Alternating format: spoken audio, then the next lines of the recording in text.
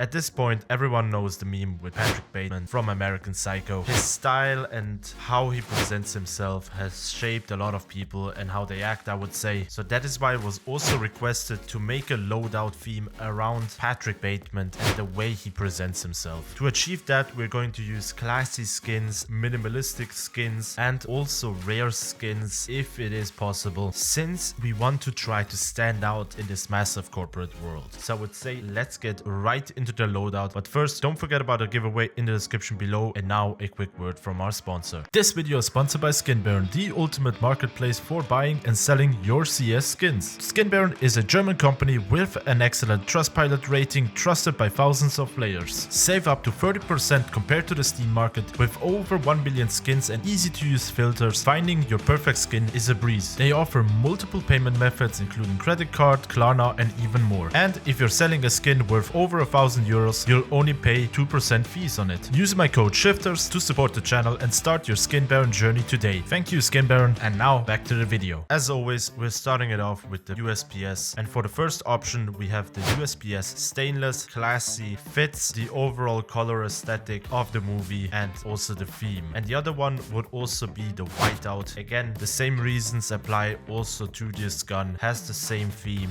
and white is also used a lot in the movie, for example for the business cards. Now moving on to the Glock, here we have two options. One is the dragon tattoo. Again, classy, doesn't really have a lot happening on the skin. That's what we want to go for, this minimalistic aesthetic. If you want a bit more, you could go with the Wraith. It is also a cheaper option, but I think Patrick Bateman doesn't care about money. He wants to stand out with small touches, for example the dragon on the gun. Then for our P250, again we have two options. One is the whiteout. Here again fits because of the white USPS, or if you don't want to go with that one, you should go with the facets. It's cheaper, also follows the minimalistic design and fits the color palette. Then for the dual Berettas we have two options. The first one would be the black Limba. Here again minimalistic. The wooden accents would look cool, but to be honest I think he would rather go for the dualists, since the color palette also looks so cool and is something also to show off, since not a lot of people are rocking these dualists dual Berettas. Then for the 5.7 we either could go with the anodized gunmetal, clean, fits again into the aesthetic with the minimalist design, or you could go with the heat treated and go with the best pattern, which is 790 if I'm correct. And this here again would be a staple to show off and are therefore better than everyone else. To be honest, for the Tech 9 we were struggling a bit, and here the only option I would go with is the cutout. It fits again the aesthetics, but I would say it is not the best choice, but it's the best one we have. Good that we're moving on to the Deagle, because that one has a couple of good options. We're gonna start off with the Conspiracy. Again, classic skin, has a couple of highlights on it to make it stand out a bit more, but not too much. If you don't want to do that, just go with the Knight, just blacked out, works also well. However, just like with the 5.7, here you could go with the heat treated 490 pattern, the best one, again exclusive here. Show off again that you are better than everyone else because you have that one special Deagle. Then for the Mag 10 we have two options. We have the half skin, here a leather aesthetic. That is also a prevalent thing seen in the movies with showing off your leather attire, for example. Or if you don't want to go with that, you could go with the silver. Again, also a classic skin, minimalistic one and shiny, and fits again the overall aesthetic of the movie. Then our MP9, here we were doing a bit hard, but I would say the only best option we have is the Arctic Tritone classic skin, and it has enough white, I would say, to match the style of the movie and the theme we're going with. However, I'm not the biggest fan of the accents on the gun. And for our MP7, again we have two options. The first one is again the whiteout. It would again go with all of the theme of the whiteout skins that we have currently. It fits into this aesthetic, is clean and just works again. Or if that is not your choice, since you would obviously need to go with the factory new one here, you could go with the anodized navy. It again fits into the aesthetic. It is not the best choice compared to the first one, but it's an acceptable option. Let us move on to the P90, and here we have two options. The first one would be the elite build. Here again the color would match with, for example, the Conspiracy. The orange tones on it give it a bit of a highlight and works again in the overall aesthetic of the movie and the theme. However, if you don't want to go with that one, you could go with the P90 leather, also a good option. Quality leather is something that is very expensive in real life, and you could also have that in game and show it off. For our PP enjoyers out there, we can also be classy here, and here we would go with the antique. Use it as something you could put on the wall and show off to everyone, where you would drink some red wine and discuss the market, for example. Well, moving away from that, because we are jumping in right into the XM with the black tie. As the name implies, it just fits again the style we're going with. And for the Mag 7, we have the silver here as a good option, would also fit the overall aesthetics. Then we are reaching the assault rifles. For the Galil, we have the tuxedo. Again, because of the name, it fits. Also fits with the black tie XM. It just works. And